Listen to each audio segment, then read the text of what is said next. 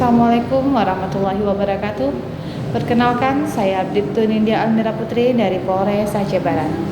Saudara-saudara kami, warga Aceh Barat, penyebaran virus COVID-19 masih terus berlangsung di seluruh dunia sampai saat ini, termasuk di Indonesia.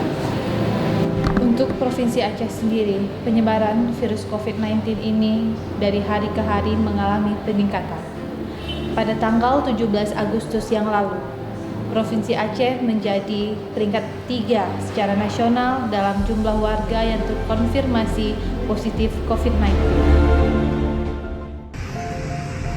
Untuk mencegah meningkatnya penyebaran virus COVID-19 dibutuhkan usaha dari semua pihak secara bersama-sama untuk tetap mematuhi protokol kesehatan dalam adaptasi kebiasaan baru.